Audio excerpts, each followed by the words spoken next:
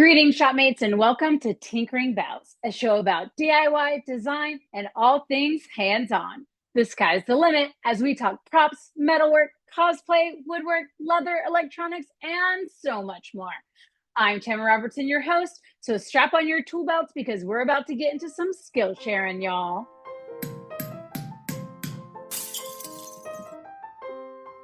Today, I'm going to be joined by a maker who is fanning the flames of a legend in the trades. I don't want to give away too much, but this maker is passing the torch to the next generation of Trailblazers. So if that doesn't make you want to stick around and hear more, then you might be at the wrong podcast.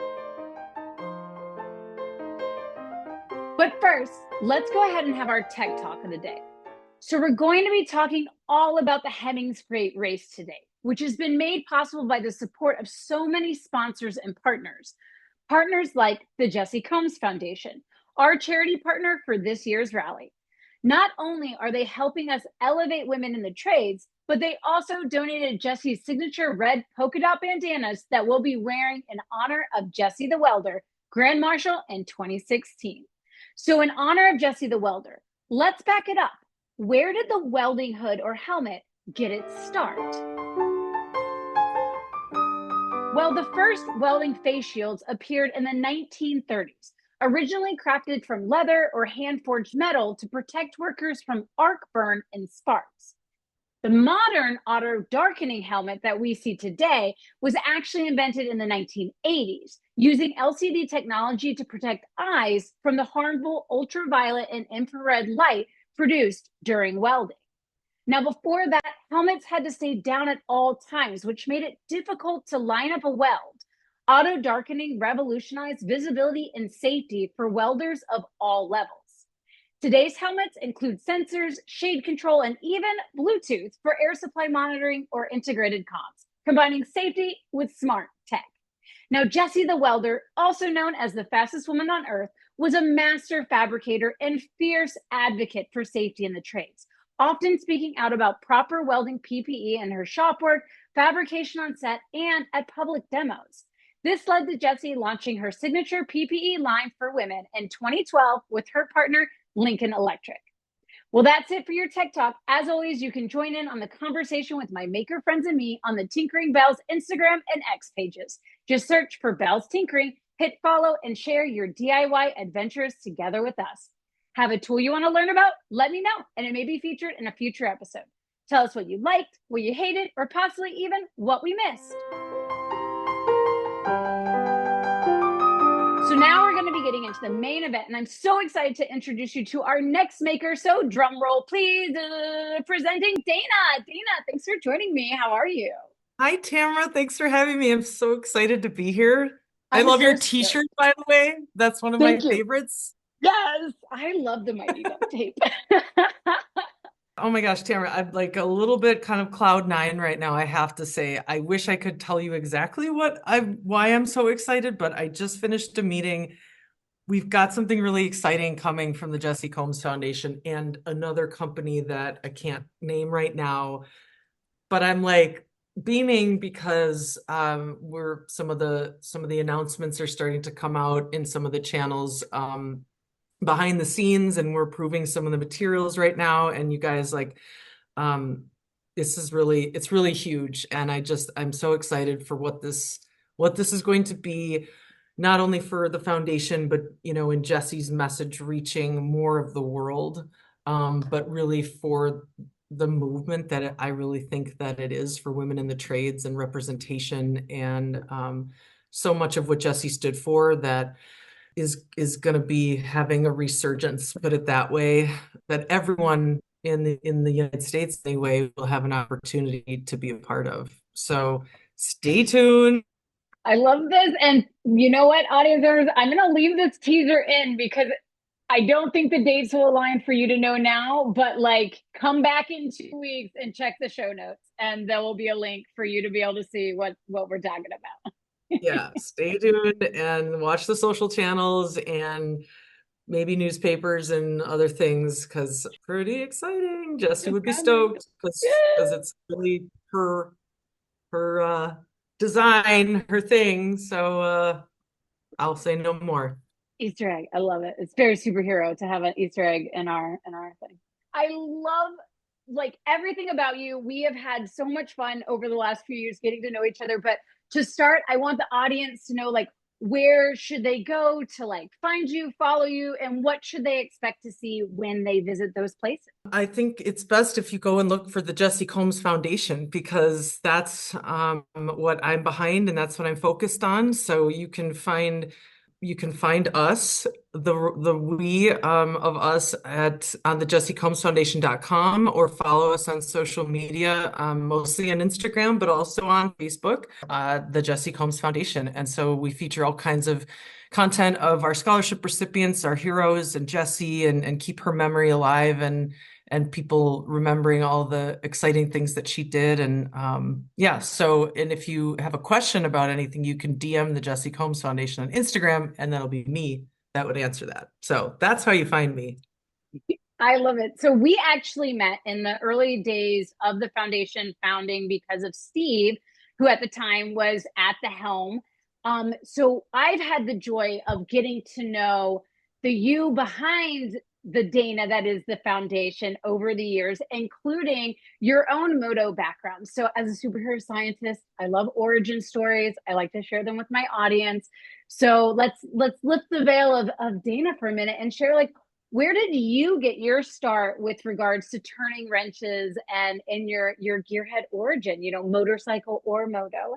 You have a little bit or a Great lot of question. one. So I'm actually in the environment right now. I'm traveling, but I grew up riding or driving anything I could get my hands on. So I mean, boats, snowmobiles, motorcycles, you name it. My brother and I, my dad and my mom both rode motorcycles and snowmobiles and boats and all the things. And so right kind of outside of the windows that are here right now is the place that I grew up doing those things. And I've said this before, but I thought I was the firstborn and I'm a girl, but I didn't, I thought every little girl learned to ride a motorcycle when she was 9 years old. I thought that that was just the way things were. And so until kind of, fast forward to get out into the world and maybe it's not that way, but that's really where I kind of got my start and my dad never showing me any limits around, I was on my own snowmobile when I was 8 years old and riding behind my dad. And I'm like, that just, again, seemed normal to me. And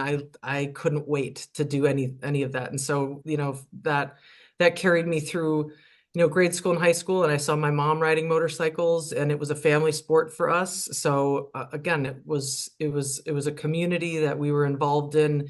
It was a family sport and something that was just it took us to some of the most exciting adventures and relationships that were just core to our family and our values and who we are. And so that kind of was the start. And then that really took me into my career. I turned that passion to my career with Harley Davidson corporate. Well, I guess even before I got to that though, when I was 15 and a half, I got my motorcycle license. And then you couldn't keep me off the bike. So I first worked in Harley dealerships in high school and college. And then I moved to Europe to start my career with Harley Davidson. So I spent 2 years in Europe working for the brand. I think where I got my sense of adventure travel on two wheels or four wheels or whatever, 2 feet, anything. And so that's really what kind of launched me into like this world of excitement and adventure travel of like there's so much to see, there's so much to experience. And that's ultimately how I met Jessi Combs. So anyway, does that answer the question, Tamara? It doesn't actually. I love the organicness of how that just led us into the next one because obviously, this mini series right now is focused on the Hemmings Great Race, which we as the creator race team, we have the joy of following and some extremely big footprints, and that is the Jessi Combs, aspect of it. She was the first female grand marshal. She actually did this race, and so I would love for you to now bridge that gap for us. Your leading the Jessi Combs Foundation. You know, are the reason that we have the Jessi Combs Foundation as our partner org. But there was a step in between where you actually met Jessi because of your love of moto and the work that you were doing with Harley. And I would love for you to share your Jessi story with the audience. My Jessi story. I love it so much. Jessi was my friend and she was my best motorcycle friend. So, I mean, for anybody listening that rides a motorcycle, you probably know what I'm talking about is when you kind of find that person that, you know, you like to ride with, you're like kind of bonded for life. And because there's just certain things. And if you sync up with someone and, you know, you like to ride, you know, fast and you like to do, you know, go to the same places and do the same things, it's like, it's just the best.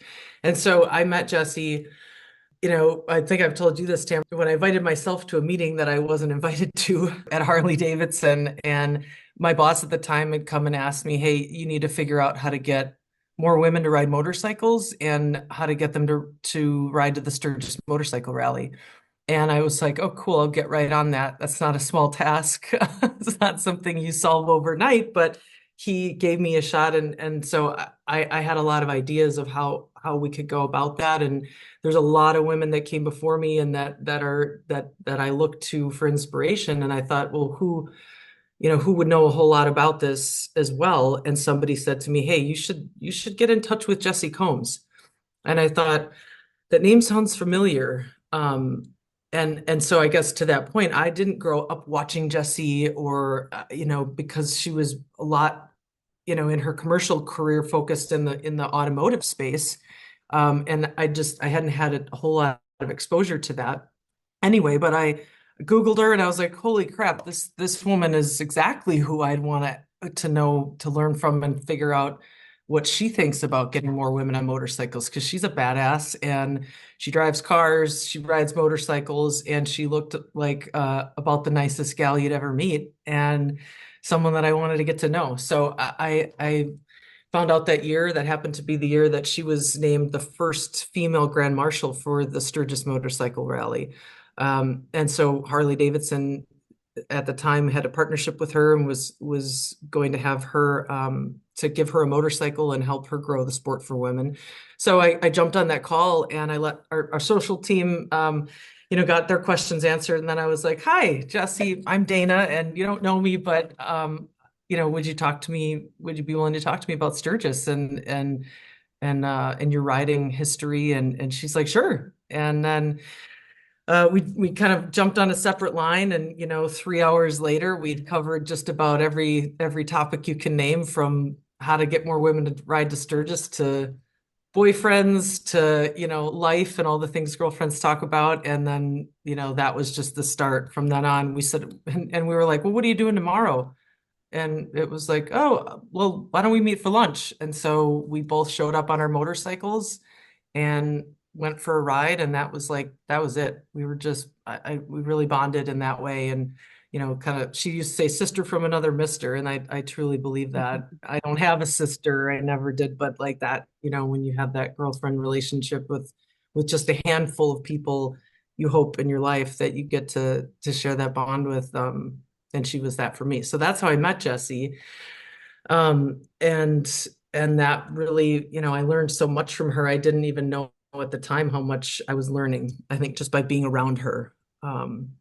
And that's the kind of person that she was. So she had an infectious, kind spirit and badassery all mixed into one, which I think is pretty cool. Because yeah, I think those are some of the things that make her unique.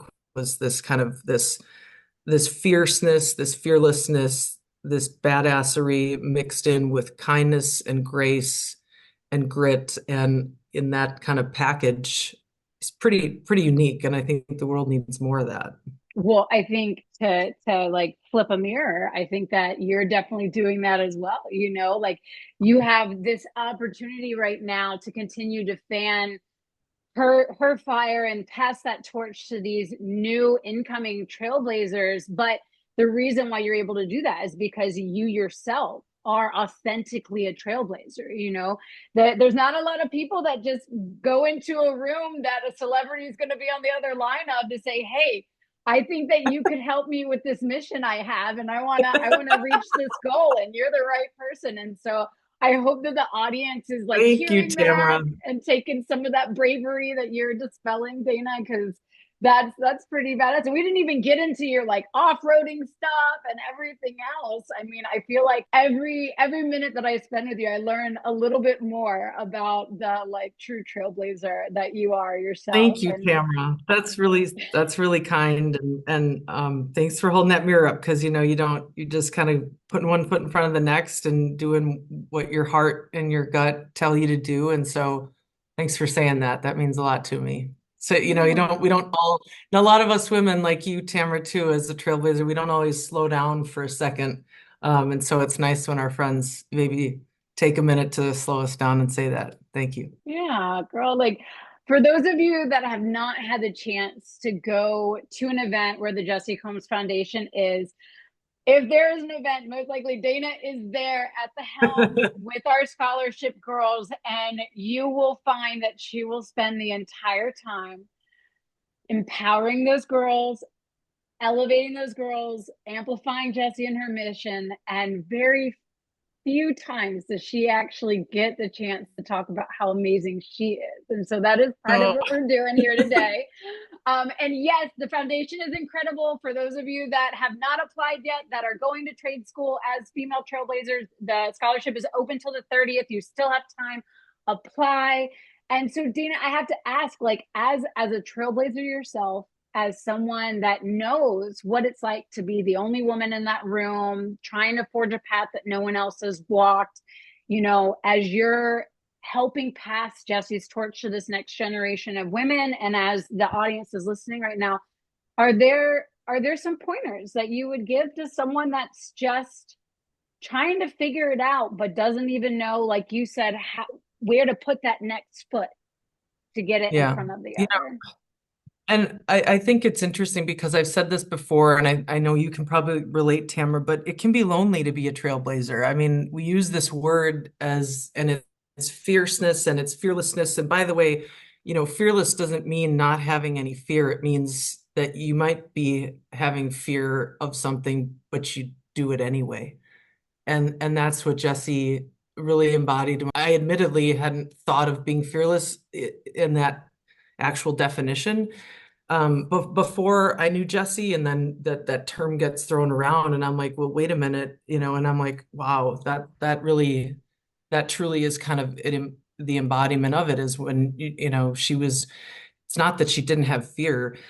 You saw her in the film, and in her documentary, The Fastest Woman on Earth, and it was like, there was some times where it was pretty darn scary out there, but she did it anyway, because she was so fiercely driven. And so when you find your passion in that way, and it's like you chase it, you chase it, and you don't let anything get in your way. Things will get in your way, but you don't let it stop you. I think that this mission and being in service to something greater than myself and bigger than any one thing has been the thing that's taught me that is putting one foot in front of the next. And it hasn't been easy, but as being a co-founder and knowing that when we lost Jessi, it was like we have to continue the work she started, because she wasn't finished, but she really changed the world. That was her goal, and I want her to know that she did that.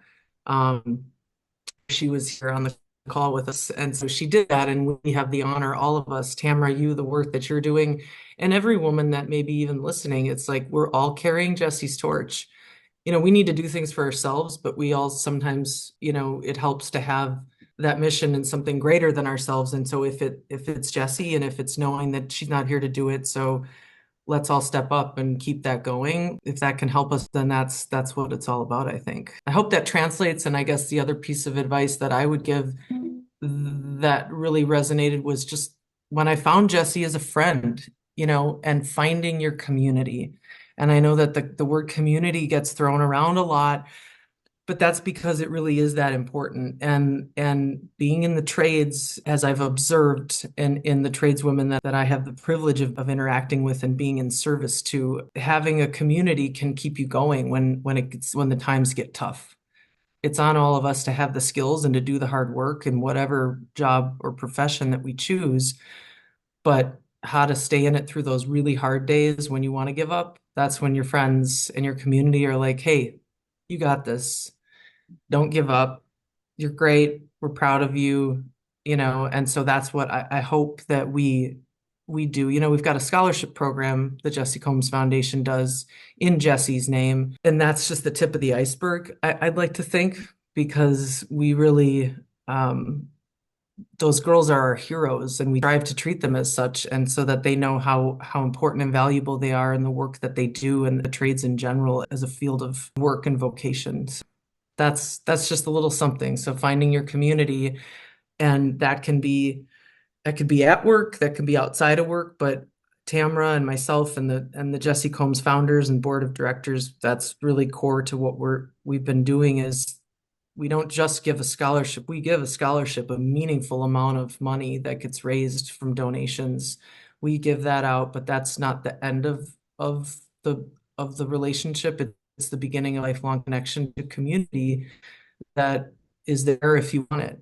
And some girls take the money and they go off and do their thing, and some girls stay and give back in ways that, gosh, I just can't even imagine. These women are truly exceptional.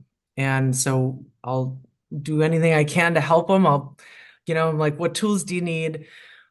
I'll, go to Home Depot. We're working on Jessi's car. It's like, whatever, we'll get it. And the scholarship is just the start. And then we use every door that Jessi kicked open. I try to show those girls through that, whether that's career development opportunities, going to the SEMA show, racing cars, racing Jessi's car, things like that someday. It's really unlimited opportunity. So the Great Race was a bunch of women that the dots got connected by Riley from Riley Rebuilds. And so it's another aspect of the amazing work that the Jessi Combs Foundation does at SEMA with SBN is their Rising Star Award. Can you talk a little bit about what it takes to get that award, and then about Riley herself and what this group of trailblazers she's assembled means to you and the team?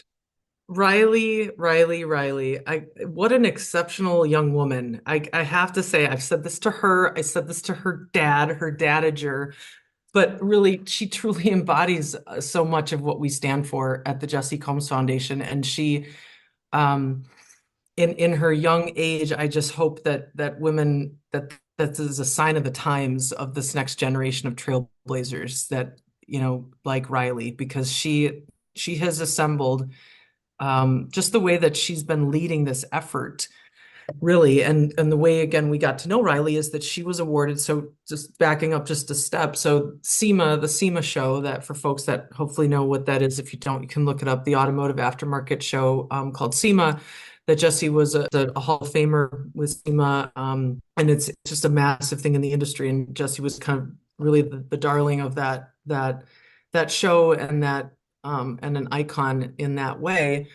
When we lost her, SEMA and the SEMA Businesswomen's Network came up with an award to honor Jessi and to continue to have her name attached to excellence in growth in the industry and in the automotive aftermarket. And that's the Jessi Combs Rising Star Award.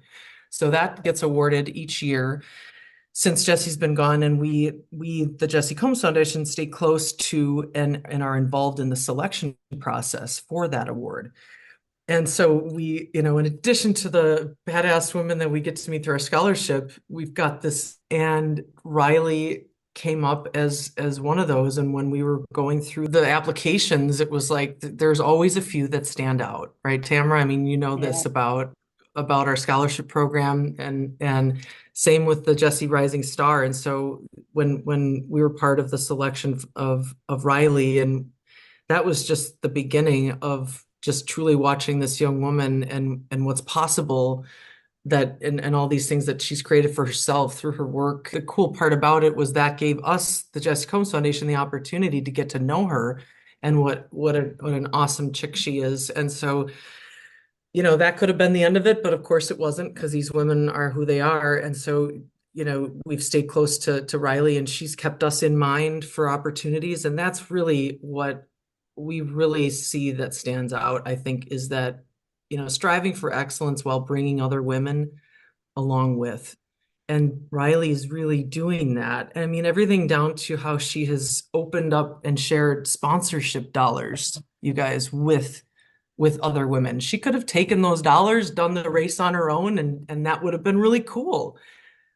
But she opened it up to all these other women who are doing things and shared. And that's like the breakthrough kind of thing. And that's what took Jessi, I think, to a new level when she realized, all right, something outside of myself, something bigger than myself. And Riley's doing that, and she's 19 years old. She just turned 20. So like, if that's a sign of the times, that's getting younger and younger. That's pretty freaking cool. And so again, so Riley opening that up and including the Jessi Combs Foundation in this great race opportunity that she had, um, is really, really special. And so that's why we're here now talking about it. And we can't wait to see you girls out there, Tamara, you included. That's really special. And so that the great race and the Jessi Rising Star and all of that has come from being rooted in our mission, right? And then the connectivity to Jessi, something that's been kind of core to our mission has been showing up in service and showing up in the communities that were important to Jessi. And the Great Race was something Jessi did with one of her TV shows, The List. People should check that out for sure if they haven't. It's on her YouTube. I'll put a link in Yeah. the show notes, guys. You should definitely watch that episode and see what we're up against. Yeah, exactly. And so Jessi, in 2016 did the Great Race. She was the Grand Marshal again not again for the rally, but another Grand Marshal title for her. Did the Great Race with her co-host at the time, Jessi was driving in a 1927, I think it was Bugatti, like open cockpit, drove from California to Illinois in this vintage, totally cool, remarkable vehicle. And it wasn't easy, but that's part of the criteria probably that made her want to say yes. Yeah, it definitely is. And I can't wait, audience, for those of you that haven't had the time yet to go to Instagram and check out the Jessi Combs Foundation and Riley Rebuilds and my pages. We are sharing photos, the vehicle, and you guys are going to just absolutely love it. It is an extreme tribute to Jessi, to the foundation. Riley is absolutely incredible, and the fact that she is connecting the dots between all of these women that are actually skilled in the trades, know what they're doing. She's bringing 12 women to this race, a race that probably has never had an all women's team, let alone an all women's team that actually knows how to fix the car. So it's going to be really exciting. But so we're going to be racing to the finish line. And as we're racing to the finish line at the Great Race, the foundation is also going to be going towards a major milestone finish line on June 30th. And that is the end of your scholarship application process. So the one thing that I want to make sure that anyone and everyone knows is that if you've applied before but didn't get in, please apply again, because it is the hardest decision we make every year as a board. But what kind of pointers do you have, Dana, for anyone that may be looking at trying to use the next 12 days, probably a little bit less because I have to edit this, guy. So sorry, you might only have 8, but that are trying to use these final days to get their applications in. Are there any pointers that you can share? Our scholarship's a little different. I think others are starting this. We've been doing this since the beginning for 5 years. We're in our 6th year. Wow.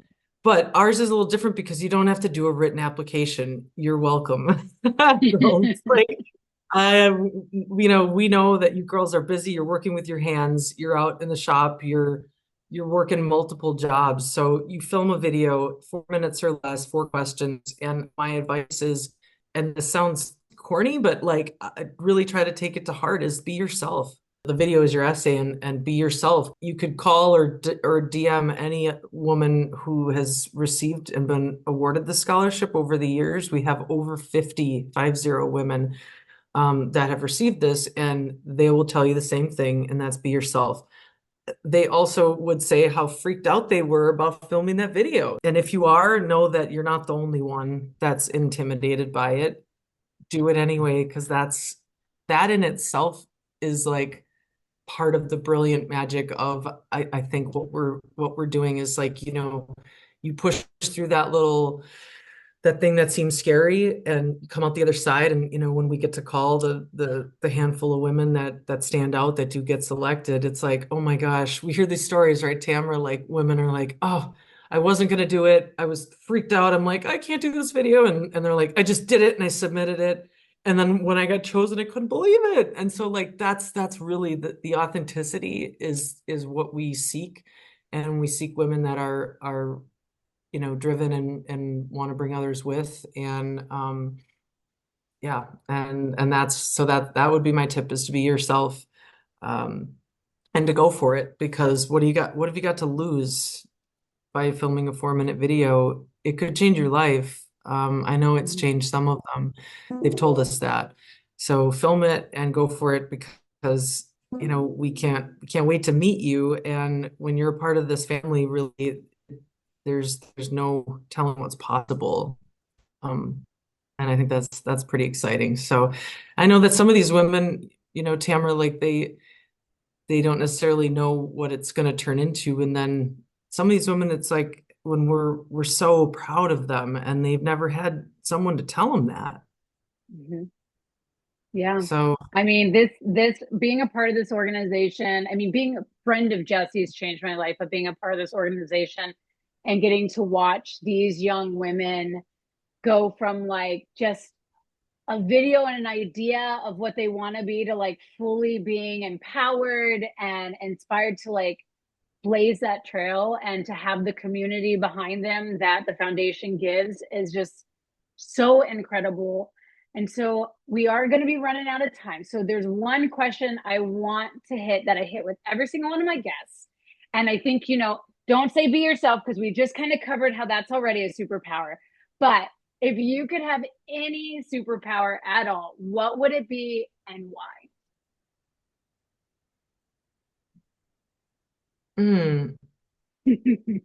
Always my favorite.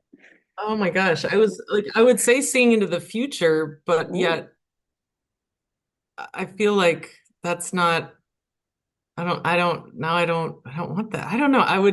A superpower that I could translate.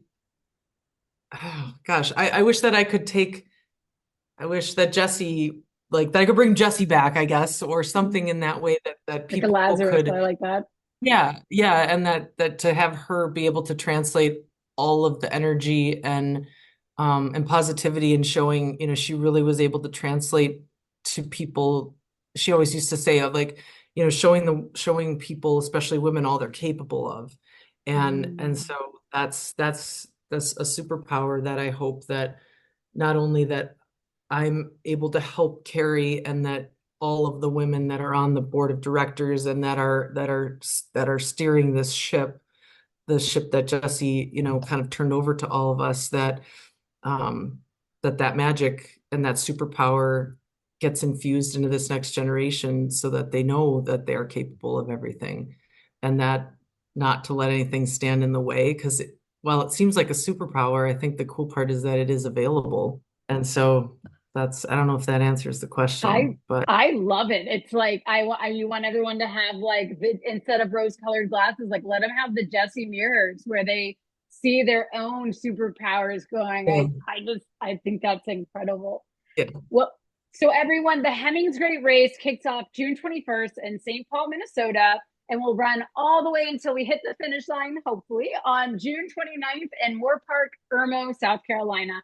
Come find us, visit us along the way, and follow us on Instagram to stay up to date with all things Creator Race as we tackle this iconic vintage rally road race 1 mile at a time. That's it for Tinkering Bells. This episode is assembled and ready for delivery. Dana, thank you so much. This has been such a joy. It's been incredible. Thanks, Santi Tammy. Bye.